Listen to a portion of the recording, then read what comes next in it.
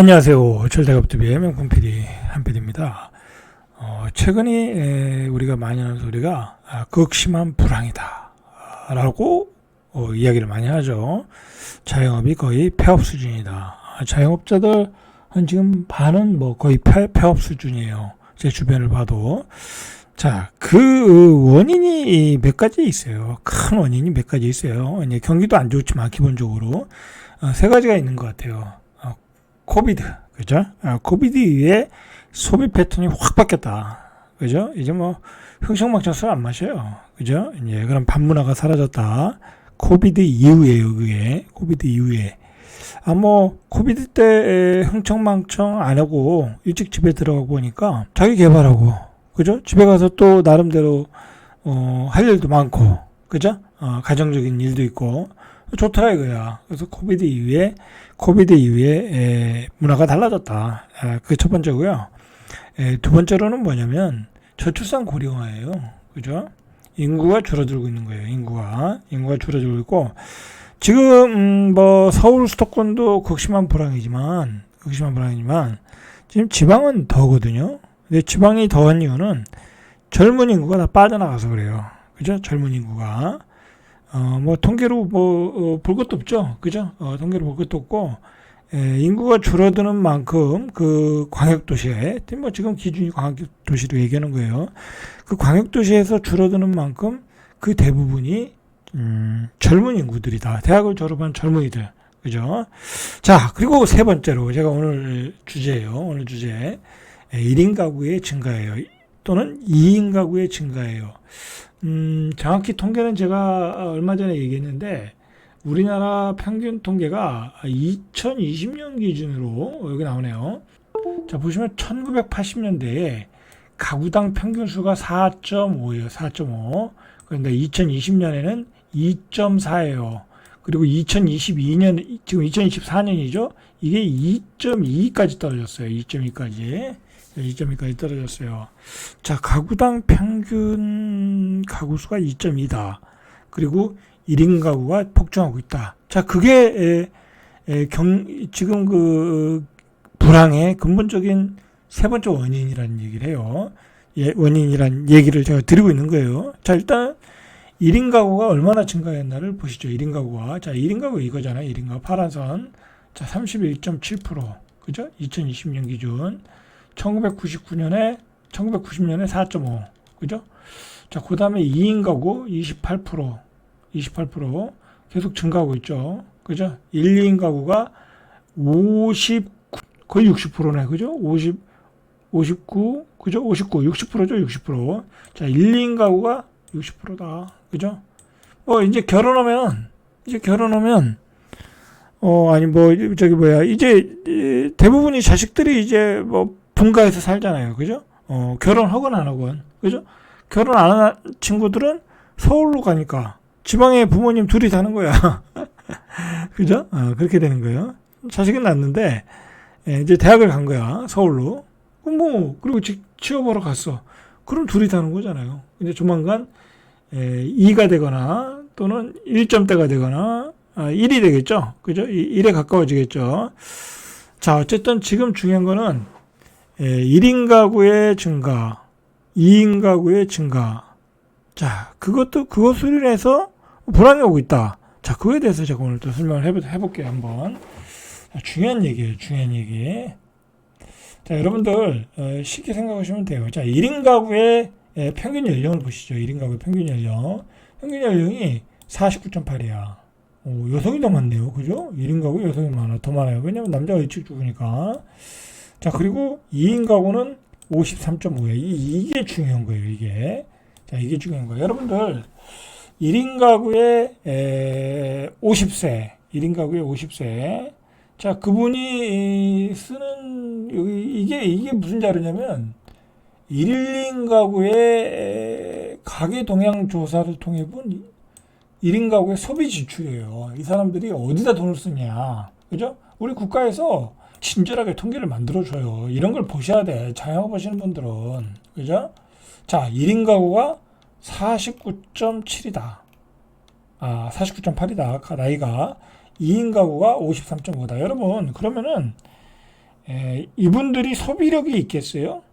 1인 가구가 나이가 50인데 혼자 사는 50대야. 이분이 소비력이 있겠어요?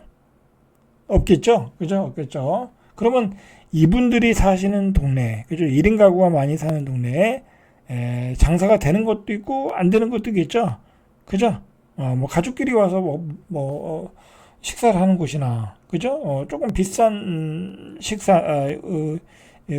식대 정도, 비싼 가격대, 그런 건 잘 안 되겠죠? 그죠? 그리고 1인 가구가, 뒤에서 보겠지만, 쓰는 월 지출 금액이 한 154만 원 정도밖에 안 돼요. 자, 2인 가구는 뭐 300만 원이 넘고, 자, 1인 가구가 154만 원밖에 안 돼. 1인 가구가 쓸 수 있는 돈이 154만 원이야. 그죠? 자, 22년 1인 가구의 월 평균 소비 지출액이 155만 원이에요. 2인 가구는 314만 원. 그러니까 이제 노인이라고 하면 좀 그렇죠. 이제 부부 둘이서 은퇴하고 부부 둘이서 살아도 314만 원은 써야 되는 거예요. 그죠? 그게 있어야 조금 생활이 되는 거예요. 그리고 1인 가구도 155만 원이야. 자, 여러분, 그러면 1인 가구 또는 2인 가구가 있는 곳에 가서 장사하면 되겠어요? 안 되겠죠. 그죠? 안 되겠죠. 왜냐면 두 가지 때문에 안 되는 거죠. 나이대가 소비를 할 나이대가 아니다. 적극적으로. 그죠? 그리고 1인 가구가 가서 혼자 밥 먹기 그렇잖아요. 그죠? 나가서 외식하기 그렇잖아요. 외식 혼술 혼밥도 하긴 하지만 그게 쉽지 않다고요. 그죠? 2인 가구도 마찬가지고. 그죠? 2인 가구도 아무래도 자기 자식들과 같이 외식을 자식들이 내려오거나, 그죠? 서울에서 내려오거나, 아니면 특별한 이벤트가 있어서 같이 외식을 하지만 평상시엔 잘 외식을 안 할 가능성이 많아요. 그죠? 소비 지출이 떨어질 수밖에 없죠. 자, 오늘 또 재밌는 얘기를 제가 하나 들었어요.